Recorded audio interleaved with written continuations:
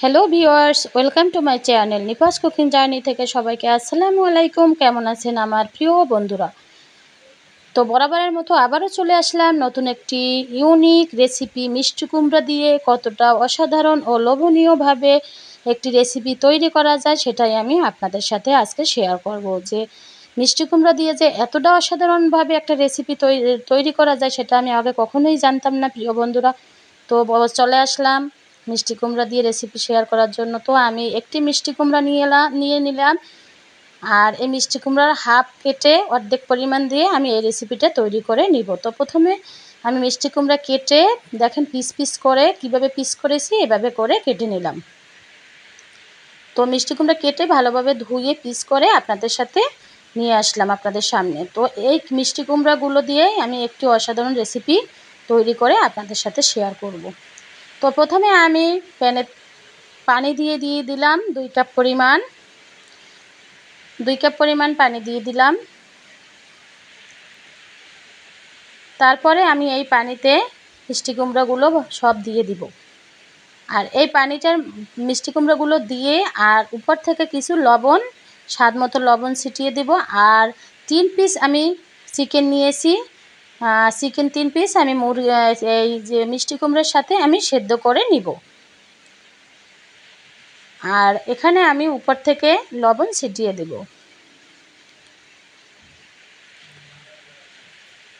লবণ দিয়ে ঢাকনা দিয়ে দেব। এটা ভালোভাবে সেদ্ধ করে নেব। প্রিয় বন্ধুরা, আজকের ভিডিওটি যদি আপনাদের ভালো লাগে তাহলে অবশ্যই লাইক ও কমেন্ট করবেন এবং একটি সাবস্ক্রাইব করবেন। আমি উপর থেকে রান্নার তেল দিয়ে ঢাকনা দিয়ে দিলাম।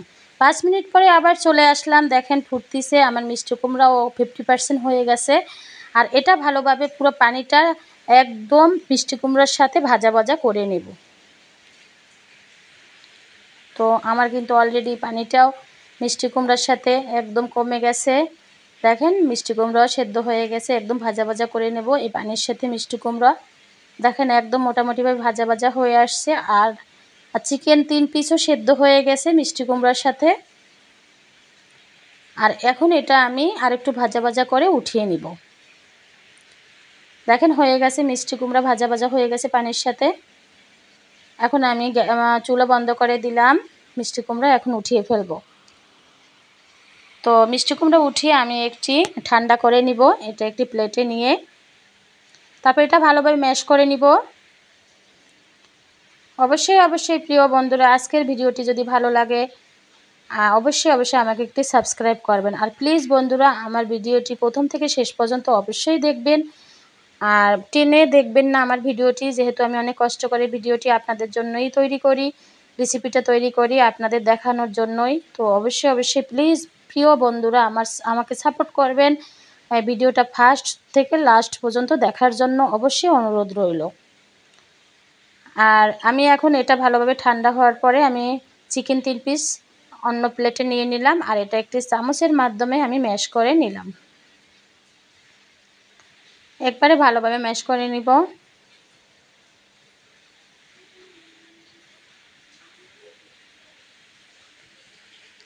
এখন আমি ম্যাশ হয়ে গেল আমার মিষ্টি কুমড়া ম্যাশ করে। তারপরে আমি নিলাম চিকেন, আলাদা পিসে চিকেন 3 পিস নিয়ে নিলাম। আর আমি ব্রেড নিয়ে নিলাম 3 পিস। এটা ব্রেড ক্রামস এটা ভালোভাবে ব্লেন্ডারে আমি ব্রেড ক্রামস তৈরি করে নিব। আর আর এটা তো আমি সেদ্ধ করে নিয়েছি। দেখেন কতটা সুন্দরভাবে, এটা আমার হাত দিয়ে ভালোভাবে এটা দেখিয়ে দিলাম কতটা সেদ্ধ হয়ে গেছে। এখন আমি ব্লেন্ডারে ব্রেডটা ভালোভাবে ব্লেন্ডারে দিয়ে ব্রেড ক্রামস তৈরি করে নিব। তো প্রিয় বন্ধুরা, অবশ্যই মনোযোগ সহকারে দেখবেন। অবশ্যই বাসায় একদিন হলেও ট্রাই করবেন যে এটা খেতে কতটা লোভনীয় এবং কতটা অসাধারণ লাগে। ব্রেড ক্রামস তৈরি করা হয়ে গেল আমার, এটা আলাদা আমি রেখে দিব এখন।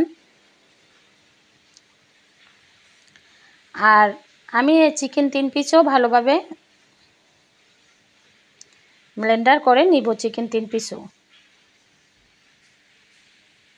দেখেন এটা ভালোভাবে হাড্ডি সরিয়ে আমি চিকেনগুলো ব্লেন্ডারে দিয়ে দিলাম। এটাও আমি ব্লেন্ডার করে নিব।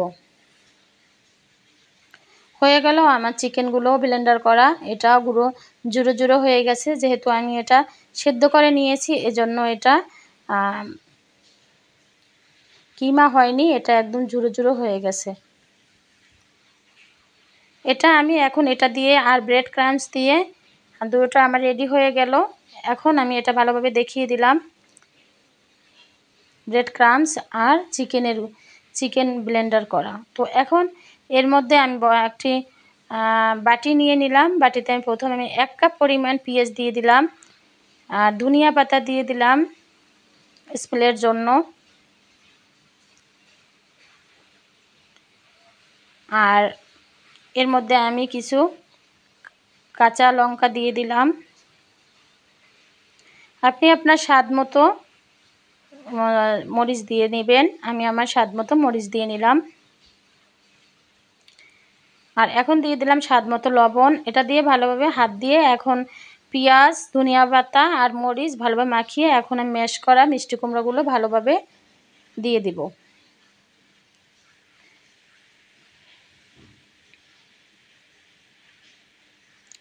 প্লিজ বন্ধুরা, এটা যে কতটা লোভনীয় এবং একটি ইউনিক রেসিপি, অবশ্যই বাসায় ট্রাই করবেন। এবং গরম গরম ভাতে বা পোলাওয়ের সাথে সন্ধ্যায় যদি আপনি স্ন্যাক্স হিসাবে এটি ব্যবহার করা হবে বা এটা আপনি ব্যবহার করতে পারেন।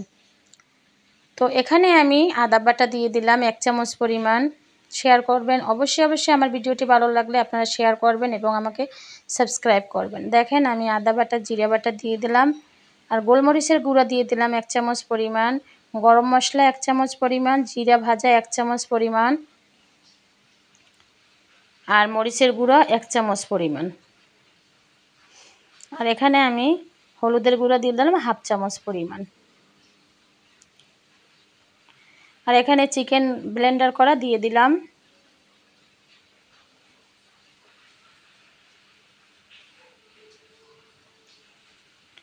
এখন দিয়ে দিলাম আমি হাফ চামচ বা 1 চামচ পরিমাণ আমি টমেটো সস দিয়ে দিলাম। এখন দিয়ে ভালোভাবে এটা আমি ব্লেন্ডার করে নিলাম। আর চিনি দিয়ে দিলাম কিন্তু শেষে 1 চামচ পরিমাণ। আর এখানে আমি ব্রেড দিয়ে দিলাম, ব্রেড ক্রাম্বস, পুরো ব্রেড ক্রাম্বসটাই দিয়ে দিলাম।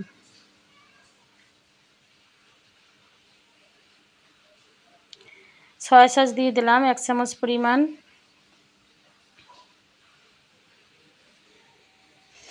এখন আমি ব্রেস্তা করেছিলাম পেঁয়াজ ব্রেস্তা অবশ্যই দিতে হবে প্রিয় বন্ধুরা।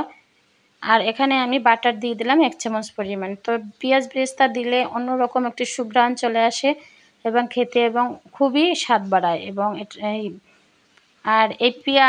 এই আমি মিষ্টি কুমড়া দিয়ে কিন্তু এখন আমি কাবাব তৈরি করে আপনাদের সাথে শেয়ার করব। তো শাহী কাবাবটা যে কতটা লোভনীয় হয় মিষ্টি কুমড়া দিয়ে, সেটাই আজকে আমি তৈরি করে আপনাদের সাথে শেয়ার করব। দেখেন হাতে একটু আমি বাটার লাগিয়ে এখন এগুলো সুন্দর করে বানিয়ে আপনাদের সাথে শেয়ার করতেছি। আমি 2 রকমের কাবাব বানিয়ে, আপনারা গোল করে নিতে পারেন, লম্বা করে নিতে পারেন। তো আমি 2 রকমের কাবাব তৈরি করে বা স্টিক দিয়েও তৈরি করতে পারেন। তো আমি এরকম তৈরি করে নেব আর স্টিক থেকে তৈরি করে নেব। অবশ্যই আপনারা যার যার মতো তৈরি করে নেবেন। কাবাব গোল হয়, স্কোয়ার হয়, লম্বাটে হয়, তো স্টিক দিয়ে হয়, যে যার মতোই তৈরি করে নিতে পারেন। দেখেন আমি হাত দিয়ে ভালোভাবে দেখেন কীরকম করে নিয়েছি কাবাবগুলো। যার যার শেপ করে নিতে পারেন। তো আমি চুলায় চলে আসলাম। এখন আমি হালকা তেল দিয়ে এগুলো হালকা তেলেই ভেজে নেবেন, যেহেতু ডুবা তেলে ভাজবেন না, হালকা তেলে ভেজে নিলে অনেক বেশি। দেখেন আমি প্রথমে স্টিক দিয়ে যেগুলো বানিয়েছি আর সেগুলো আমি আপনাদের সাথে ভেজে দেখাবো।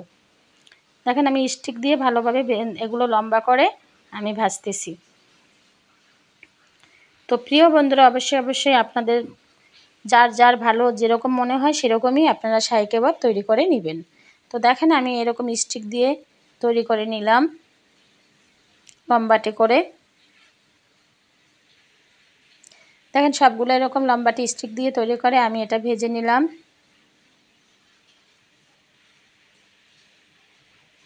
আমার ভাজাটা উপর থেকে দেখেন কি সুন্দর কালারটা চলে আসছে। এটা এখন উঠিয়ে ফেলবো, ভাজা হয়ে গেল। হালকা তেলে এরকম ভেজে নেবেন প্রিয় বন্ধুরা অবশ্যই।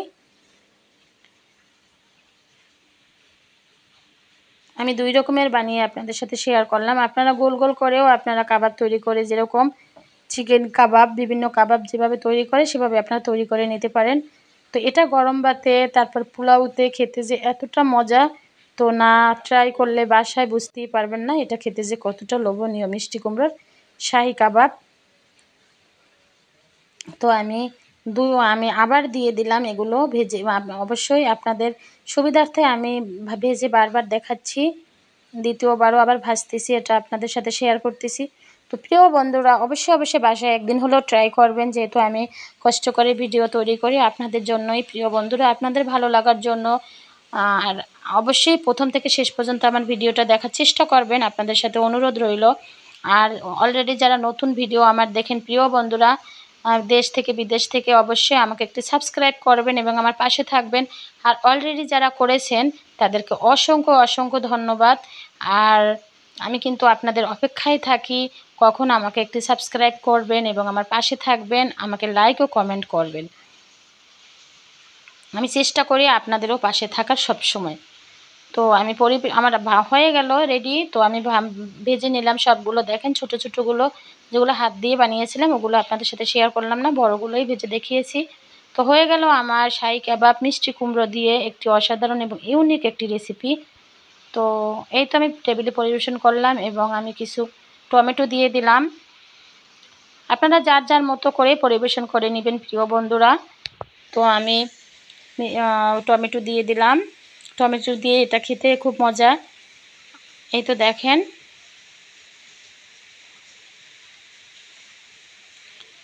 আর আমি কিছু টমেটো দিয়ে আর কিছু দেখেন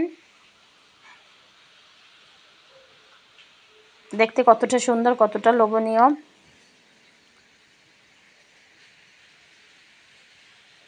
শসা দিয়ে দিলাম। সবাই ভালো থাকবেন, শুভকামনা, আল্লাহ হাফেজ।